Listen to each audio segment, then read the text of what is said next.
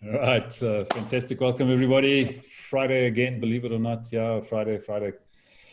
Don't know where these days are going at the moment, but it's a bit like the oxymoronic statement we're going to address today, I think, Lee. Is it, what is it? Ethical capitalism. Sounds a little bit like political intelligence. I'm not too sure, yeah, if all of those things go together, but we've got to try and unravel it this morning. So some deep thoughts on how we count our money, Edward. You know, you're the senior accountant on board here. So before we go across to you, I'll just pop across to Lee and see if she can unravel some of that intro. So Lee, over to you. Thanks, Ivan, and morning, everyone. Yeah, ethical capitalism is one way of thinking about it. I think the question that I was thinking about is, are there limits to business growth?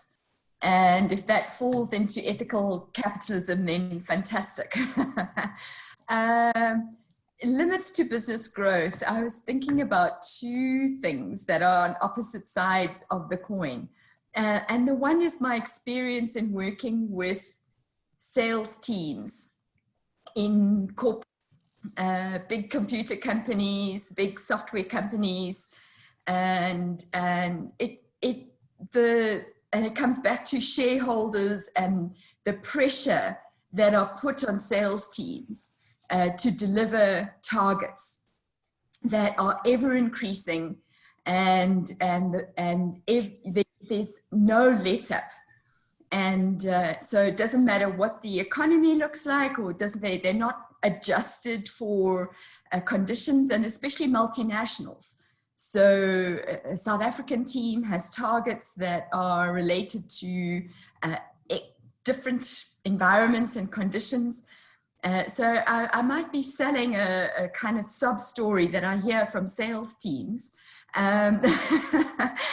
But I do see that because of the pressure that they perceive, that the temptation to sell in ways that are not of benefit to the other party is definitely there. And it goes back to the fact that selling and advertising are not necessarily benign activities. We don't always sell, and with the other person's best intention in mind. And I've worked with project teams who've also had to deal with what their team had to sell, and knowing full well that it was not possible. And they now have to deliver something that they cannot deliver. And then also that as intelligent as we might be, we still buy things that we don't intend to, because of this getting people into a hot state, or so those are some of the things that have been playing in my mind. And then on the other side of the coin, I read an interesting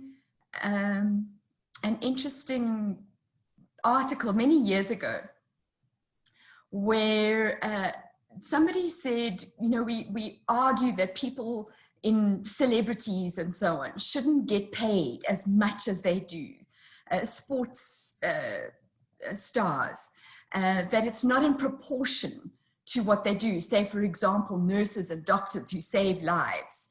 And so what are we rewarding? And I don't know if this work, if it does actually work, but it seems to make sense in my mind that people get paid for the number of eyes that are on them. And it just, that sort of, I could see the proportion working out there in some kind of fairness. So those are just some thoughts to get us started. So, but lovely to hear from everybody. Sure, thanks, Lee. Trevor started the morning discombobulated. Now I think I'm I don't know what. Yeah. Anyway, so really confused after that session. So, Ed, can you unravel the sense in those numbers? I certainly can't. I was really glad that Lee brought it back on track, because when you talked about ethical capitalism, I thought, oh dear, I've done lots of thoughts overnight because Lee sent the email out about growth. And I did all my thoughts around growth, and I thought, oh, panic. And then she brought it back on track. And I think particularly this thing about selling us stuff that we don't want. And I read Trevor's article a couple of times again yesterday, and I think it's excellent at making profit legitimate.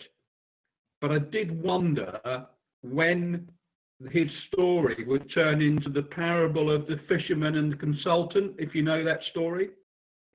But that's perhaps for another day.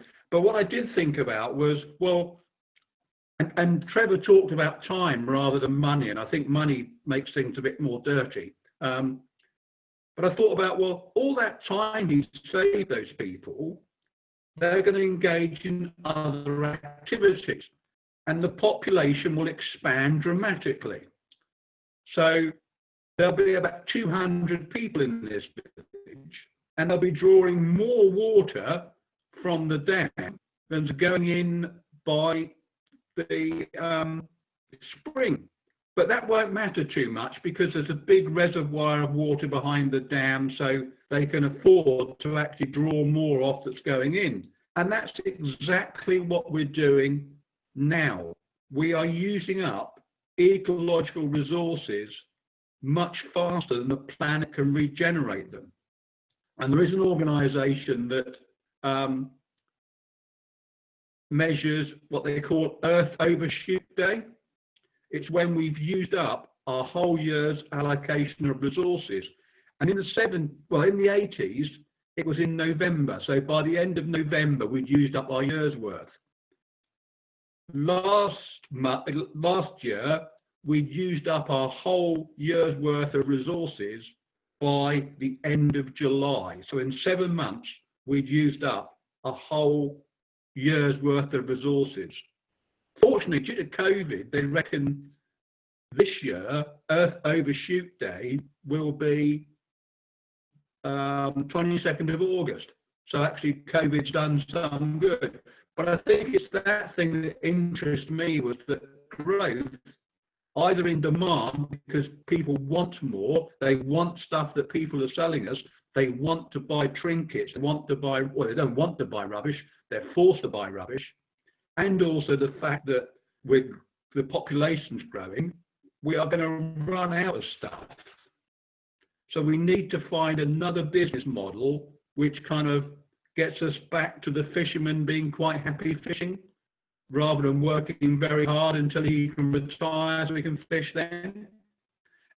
And Lee's article she sent round about billionaires, well, I just didn't understand that. How can you have that much money and not do good with it?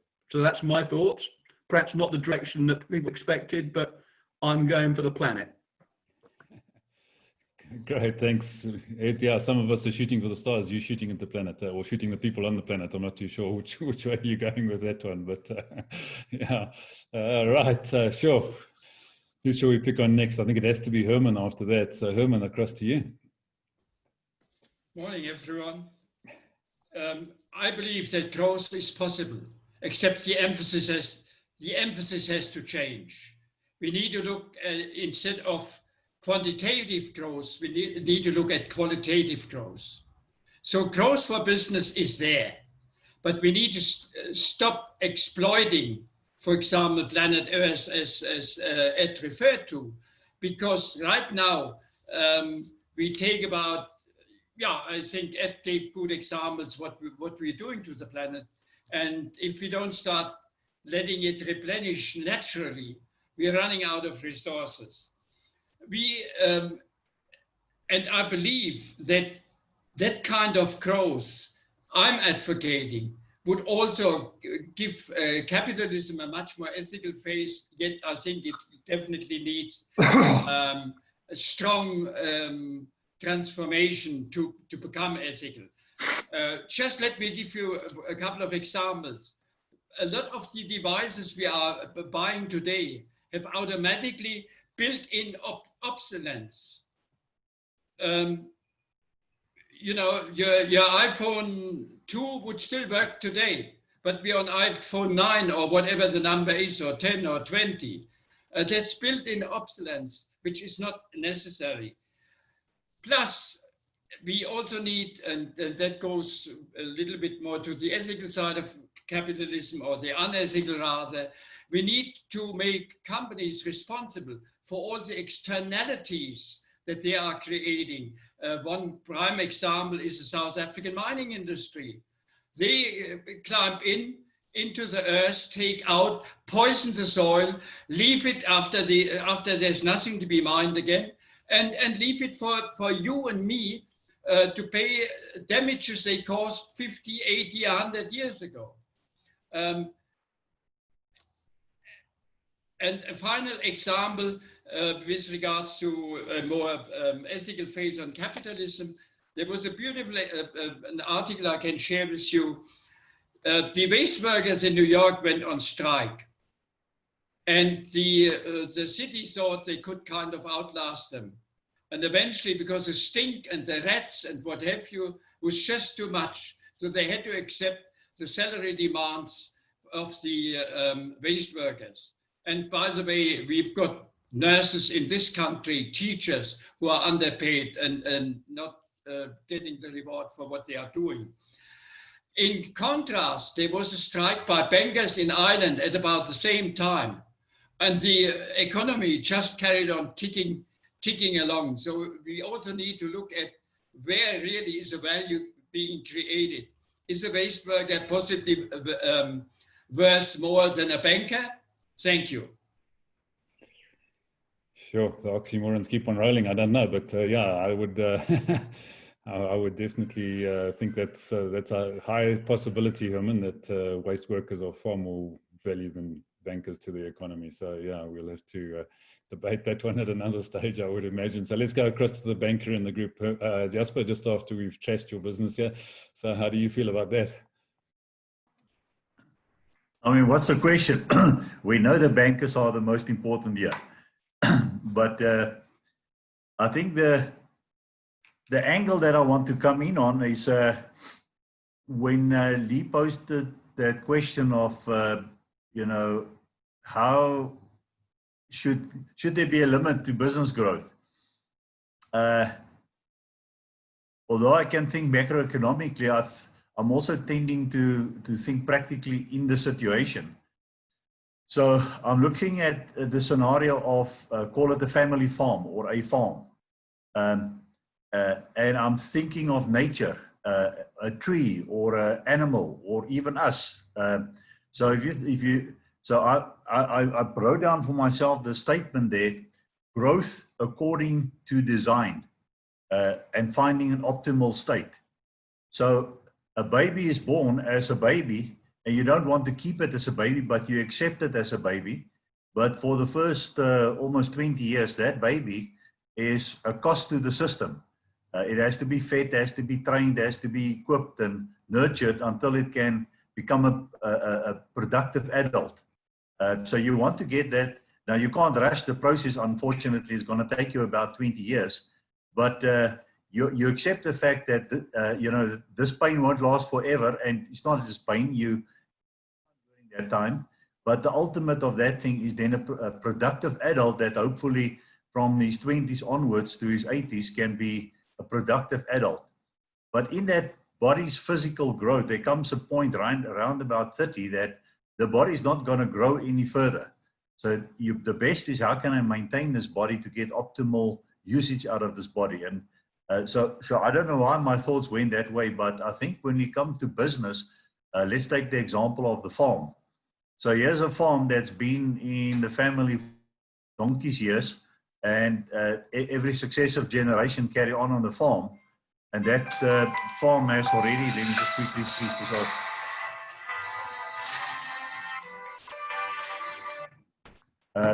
This farm has already, you know, paid for the school fees and the nurturing of that family. But there comes a time that the family as such has grown.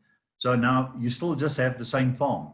So now comes, and I think that was what Herman was referring to, instead of just purchasing more and more farms and use the same old farming techniques, now comes the time to really think and apply science to say, how can we extend the productivity of this farm on the same space, but maybe with mixed farming, we can now get an increase in productivity. So I don't have an optimal answer. I think the easy way out for most people, as long as the resources are there, let me just consume them in the same old way. But I think if one can somehow bring the thing through to say, what is the optimal state of this business?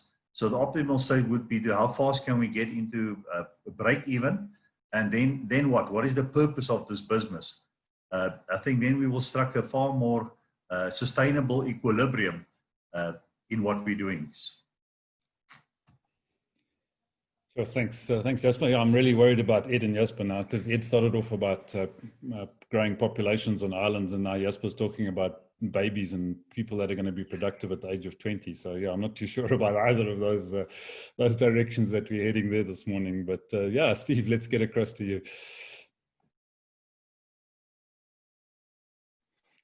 Thanks, Ivan. Perhaps you can come back to me. I'm still thinking through the question and listening to the responses. Thanks. Okay, so that was a sidestep I didn't expect coming, but yeah, so let's go to Stella. Stella, your thoughts?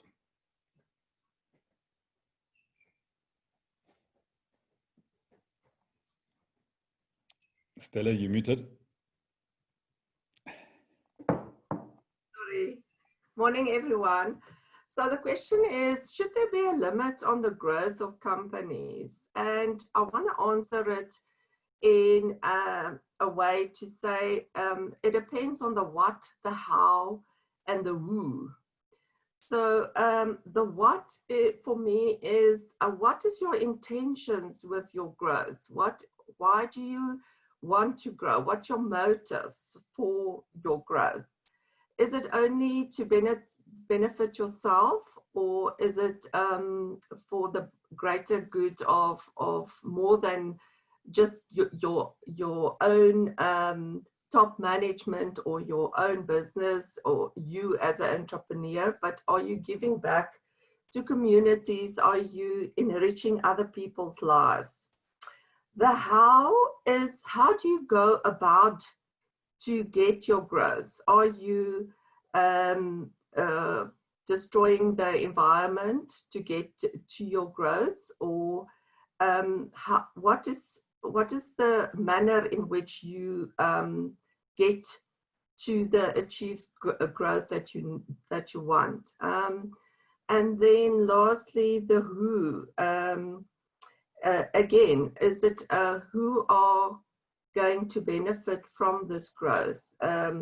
Is it only for a few, or are you actually adding value to other people's lives? So that's my take on it. Great, thanks, Stella. Finally, somebody's come back down to rational accounting principles here. I love that. So yeah, that's why we got you here, Stella. Keep us on track and keep us sane. Good. All right, Cecile, let's get across to you next. Believe it or not, I have nothing to say today.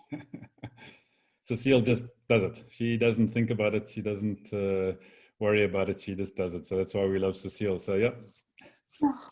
Oh. Okay, Donovan, your thoughts? Morning, everyone. Yeah, I was just thinking in terms of allowing companies to grow and not limiting them.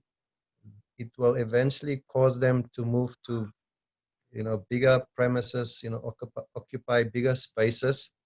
So they allow for the newcomers, to take the space they left behind. So I think that's why it's important to allow growth, is to allow the ones behind to also have space. Thank you.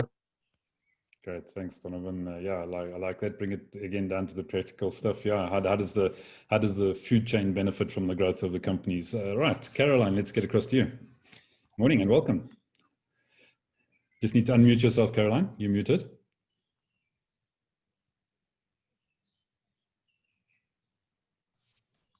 Okay, there we go. Hello, everyone. Sorry, I haven't been here really, but I did watch the video last night. So I did see Trevor's very good lesson. But I do think that life isn't quite so simple in a complex world. It's a very, very complex world. I do think that the environment and unlimited growth is just not possible. We are using up the environment, as Herman said, faster than fun. And the environment is not free. I mean, you know, it's unfortunately what's happened is that people have like land grabbed basically for free or for very cheap. Then they chop down the Amazon forest, put cattle there, etc. But the Amazon forest is gone and we need it. And who pays for it to come back? You know, and it's the same thing. We pump chemicals into the air, pump chemicals into the river for free. And it's fine because the air is huge and it gets blown away. But that's not really the case anymore. And so we have to look at the true cost of doing something. The true cost of producing energy is not just the cost to get the coal out the earth and then to make a power station and pump the stuff into the, you know, pump the pollution into the air. The true cost is to replenish and sustain. But the problem is who decides on that true cost, because it really only can be through legislation that companies are made to account, because if there's no laws, then they will just go and pump pollution into the air for free, because who's going to stop them? So, you know, but I think, and also it is actually a global problem. It's not just, you know, it's legislation in one country isn't enough really. We actually have to have global cooperation, and there has to be, you know, pressure from one country to another and from people on the planet to say we can't carry on like this. And it's the same with growth, that unlimited growth is just not possible. I mean, every person on this planet wants to live the same life that the average American or average European or average wealthy South African lives. But that's not possible because there just aren't enough resources. So somehow we have to change our model as to what is a desirable life, what is a good life. And yeah, unlimited growth, of pushing unlimited consumer rubbish into the, you know, into the world, it's not sustainable. And yeah, just another thought, you know, the reason that, back on yesterday's thing, the reason that capitalism or profit has got such a dirty name is because even if you look at, you know, Jeff Bezos's story about Amazon, so he told the story, but what he's not saying is his workers. There have been numerous reports about how badly Amazon workers, you know, how bad their conditions are. There was an article in The Guardian in February this year. It was entitled, "I Am Not a Robot." And it was basically about, you know, they work 12-hour shifts, they get 2 15-minute breaks. It takes them even longer than 15 minutes to just walk to the toilet and back. And, you know, then they've got targets where they've got to scan so many parcels an hour, and it's thousands, and you miss those targets, you get fired. And the thing is, so you can maybe one day replace those people with robots. But, you know, what about the job? And the other thing is that the entrepreneurs, I mean, I totally agree that entrepreneurs and everybody should be rewarded for their work they do, and there should be an incentive to think and to be creative and to make a profit. But it's the scale of the inequality that gives capitalism a bad name. So it's the difference between the person at the bottom, of which those 99 people on that island, most people are not actually maybe suited to being an entrepreneur. They don't have the appetite for risk. They maybe don't have the creativity. They maybe tried a business and it failed, and now they've got to feed their family. So what can they do? They've got to take a job at whatever wage is paid.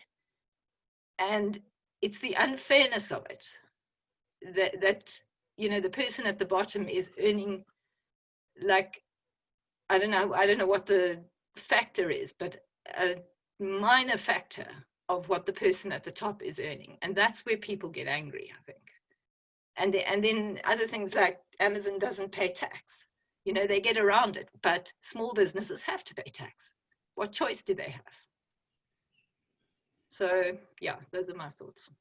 Great, thanks, Caroline. Some great points there. Thanks. Yeah, additional. I think there's lots of elements in there that could turn into additional chats all on their own. So thanks for that. All right, Tumpelelo, let's get across to you next. Good morning. Yeah, sure. This has been quite fruitful, quite interesting to hear different views and so forth. I agree to a lot of what's been said already. One thing that wisdom is teaching me is to try and summarize the 1,000 thoughts I have in my head in a few minutes, and I appreciate that. I'm learning to be a man of few words. I'll try and keep it to 2 points because there's a number of points I have around this. Firstly, talking to business growth as to how far can a business grow. I think for me, most things in life come down to purpose. For what reason are you doing anything that you're doing? For what reason is a company growing? And I think I'm speaking to Stellas' point here. Are you looking to make more money so that in the bank balance there's more billions and therefore you can be called one of the richest men in the world? If that's the purpose, what does that then do? What does it affect? What does it change? If money is just sitting in bank accounts and just accumulating for the sake of it, then it's lost purpose. Then it's just sitting there for no apparent good reason. But if growth is so that you can do what I call the work of God, what I mean by the work of God, anything that is outside yourself to grow society, to make society better, then there's a bigger purpose than just the person. And to me, that's what I mean by purpose. Whenever purpose is self-indulging, for me, it's destructive. But when the purpose is outward, it's always, if I make more money, then I'll be able to help them. I'll be able to do this. Now, this takes me a little bit back to the story of manna. God says to the children of Israel, take only what's enough for the day, right? Anything extra that you're going to take is going to turn into worms. And that for me has always been a good story of access that's not used for the right purposes. It turns into worms. It turns into something that's not good for purpose. Let me leave it there. I could go on forever for that. Then the second point is that for me, there's always been an issue between ownership and management. Biblically, we are only managers of God's resources. A manager has a different mindset than an owner. A manager knows that he has to account. And him knowing that he has to account makes him to act in particular ways. And I think the biggest problem we have in the world is ownership, because when you believe you own and it's yours, you own the world, you own the wells. Whether you then going to mine them to death, it doesn't matter because it's yours. But a manager knows that this earth is not mine. I am given an opportunity to manage resources, and I have to do it as optimally as possible for the one that I manage for the earth and everybody else that contributes to the process. I cannot go deep into these things. It will take us long. And I was thinking about Trevor's well yesterday to say, as much as this guy has built a well and water is coming to his backyard, the water still does not belong to him. He has to manage it wisely. He has to manage it well. So again, it's about ownership and management. So my last line would be this: biblically, you are blessed to be a blessing, and that for me should be the purpose of any productivity, any growth that a person has in life. God does not give us so that we just consume and consume and consume. He gives us so that we can continue his work by blessing others and making them grow, give them the opportunity to become who they are meant to be. I'll leave it at that. Great, thanks, Mpulela. I'm so pleased that you've learned how to encapsulate your thoughts into a few words. So that was really great. Right, Steve, let's get across to you. Have you woken up yet? Are you with us? Thanks, Ivan. I hope so. Look, I think part of my reason for just taking so long to think this through is I can't accept that these solutions are so easily reducible into Trevor's model of a 100-person village. Yeah, I'm not picking on you, just your model, Trevor. No, I know you've got points for me to ponder. I'm looking forward to them. I think those models can be helpful in terms of stimulating thought, but they just don't transfer to reality. And I think the value of the model is in how it is constructed. And so I think models have to be very, very carefully thought out in terms of what the underlying assumptions are behind how they're constructed, what they're trying to teach, what they're intentionally leaving out. And so I think there's some great lessons to come from that narrative. And I really enjoyed that story of Trevor's yesterday. It's prompted me to a lot of deep introspection. But as Caroline said, life is just not that simple. I'm not sure I agree on the scarcity principle, but I do think that there needs to be serious limitations to growth, but not to squash creativity, not to squash people's potential. And I don't think it needs to be the idea of this heavy-handed big brother who controls everything and the puppet master in the background. And I think that's part of the problem. It's one of the systems that we try to employ to make sure that the world works better, is the idea of sort of big brother looking over people's shoulders and making sure everything works out. Where the actual, no, I'm not going to say the actual solution because that's just too simplistic. But I think part of the solution for me is that each of those 100 people in that village have to be self-aware enough, awake enough, willing to come to the table enough that they're all part of the solution, rather than the suggestion that kind of the entrepreneur, the one out of the 100 is the only one doing anything of value and everyone else is kind of being dragged along. And so until this global village wakes up and all 7-something billion people mobilize internally and we can sort of break some of those boundaries and there's responsibility, etc., I don't see any of these problems resolving through government regulation. Is that a 100 or are you drawing rude pictures, Trevor? It's just too complex to simplify. And so I think, look, capitalism is a broken system. It either needs to be done away with or needs some desperate reformation. I think it's objectively provable that it's got huge issues. Socialism and communism is also not acceptable. We've seen that as well. And that's why I'm still holding out for the idea of a third alternative. And it's a system I came across a while back, which I think I've mentioned to you guys before, this idea of a triple bottom line in businesses. So it's good for business, so you preserve profits and incentives, but that's not the only reason to pursue business, because that profit incentive is ethically corrupt. But it also looks at what is good for the world, what's good for the environment, and what is good for others.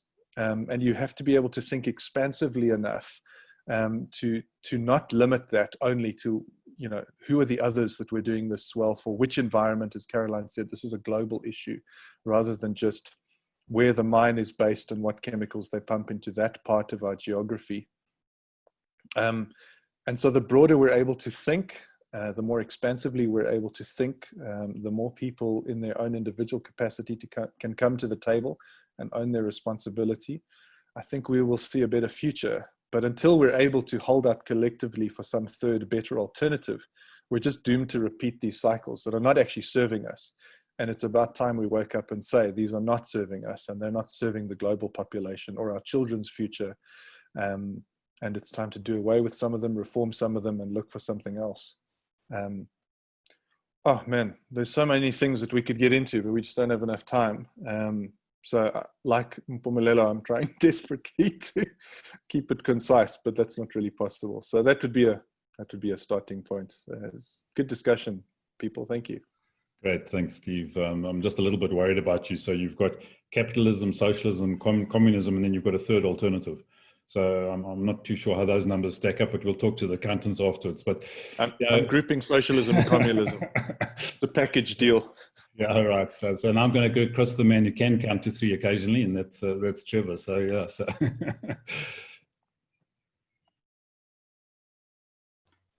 What, you coming to me? Listen, I know nothing. Just know that the older I get, the more I know that I know absolutely squat about what's going on. But one thing I do know is I watch a lot of Australian chefy type programs that probably came out of the UK first. What's that Australian program? MasterChef. Someone tell me. MasterChef. MasterChef. MasterChef. Yeah. Okay. So I'm going to, because I watched that program intently, I'm actually not going to talk to Steve and the other males here. I'm only talking to the ladies because they understand this and can actually educate us. When you're baking a cake, if you put the wrong blooming ingredient into a cake, because I've done that before, how do you sort out the mess?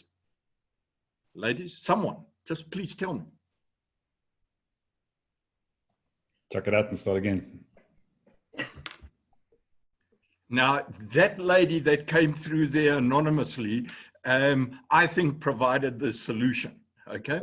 And when I listened to everyone with their particular comments, and I've got so many answers to the questions that were asked yesterday, but I can't get to them. I think it comes down to this analogy of a scrambled egg, or if you put the wrong ingredient in. And what I listen to people theorizing, and the politicians, and Steve Carter and his socialist movements that he gives us 3 solutions, takes them away, then says he doesn't know what's going on. No. Everyone is throwing into this rotten mix of ingredients and saying, okay, well, look, let's take this little one out and pop it into the oven. Let's take that little one out and pop it into the oven. When the actual answer is throw the whole blooming lot out and start again. Now, Steve's problem is, and Caroline brought it up as well, I think it's not possible because you've got 7 billion people going on to 8 billion. Well, what did Einstein say, Ivan, about creating, finding solutions? What did he say? I mean, you've got it. You can't find a solution by using the same thinking that created the problem in the first place. Something like that. Yeah, exactly. So how can you keep on trying to add little ingredients, take away with what the thing is, dump the whole lot, create a new island, put 100 people there, and then start simplifying what actually happens and see if you can create a completely new solution. You can't keep thinking through the same ingredients and information that have caused this rubbish system right now. That's a starting point. Then what do you have to do? For me, is you have to put that new mixture into the oven and see how it comes out. So you've got the rubbish. So we now got 2 ovens, Steve and Stella and Mpumelelo and Lee and Ed with it. You know, I got involved in this discussion forum because I wanted to interact intellectually with Ed. So he comes to me yesterday and he turns around and says, listen, I agree with Trevor up here, but my gut doesn't agree with him. So now I'm having to discuss with Ed from this point of view. And then just now, the whole discussion is going to go lower and we're going to be talking out of our feet. But yes, Ed, so the running man knows exactly what I'm talking about here. Listen, I think we cannot provide a solution until we dump everything out of our minds and create a new structure, and Steve called it a model. It's about modeling, but we've got to model quickly, and we've got to we've got to cut down the talking to 1, 2, 3 so that I can understand Ed's gut, because I'm not that smart to actually get involved with all of these sort of things. Stella came up with one thing. She interpreted my comment yesterday of we need intelligent consumers. Stella interpreted that as, how do we, what did you say, Stella? It was something quite interesting. How do you change society to get to organized intelligence? Well, that's an oxymoron, because society is not about organized intelligence. I'm saying intelligent consumers. I say it is us who actually enable whatever entrepreneurs. So if there are entrepreneurs out there who are dishonest and they are collapsing this society at the end picture, don't buy their products. But if you buy their products, if you use Facebook, if you use Zoom, if you use all of these things, you are enabling those people. So then that'll get me on to why I believe the Bezos, the Gates, all of these people are absolutely critical to the growth of our planet. And all of this interpretation, yeah, for me, is absolutely incorrect. And we've got to look at it from a different perspective. Okay, that was my short version. Great, thanks, Joe. I'm glad to see that you've taken some lessons from Mpolelo in terms of cutting down, you know, your thinking. Mpolelo, you wanted to add something on there. Just a quick one. For me, again, Trevor, you can come up with new systems. You can come up with new ideas. You can draw new models. And I think this is a human thing that we tend to do. We are always trying to fix things and not ourselves. It's the human beings at the end of the day that will take whatever great and amazing system that you build with all good purpose and intent and turn it to what it was never meant to be. So for me, it's not about fixing models, fixing systems. It's about fixing the human heart. If you can get that right, most of the systems that you will build will turn out right. If you don't fix the condition of the heart, whatever system you will build will follow what that condition of the heart is and will become worse than what it was intended to be, even though it's a great system. So, Mpumelelo, how do you fix Ed's heart? Because you don't have to fix mine. I'll talk to Ed, don't worry. Yeah, I'm really worried about the direction this conversation is. We're going through all the different body parts now. I think we better stop here, otherwise we're going to get ourselves into trouble. So Lee, let's go back over to you to summarize and see if you've got any thoughts about what we might talk about on Monday. Well, I'm so grateful that I'd already thought about what we're doing on Monday. So I've already rigged the system. So Master, although he couldn't join us today, has confirmed with me that he will be with us on Monday and he will be sharing his story. And I think that will definitely ground us back into reality about real people living real lives and what we can learn and grow from listening to his story. So he said he's not a creative person. He's not going to do it with slides. And I said, you know, everything goes here. So we don't have rules in terms of your story. You tell it how you want to. And so we look forward to that on Monday. So that's it. Great. Thanks, Lee. Thanks, everyone. Fantastic weekend ahead of us, I hope, for all of you. Enjoy it. And we'll see you on Monday and listen to Master's story. So have a good one. Cheers.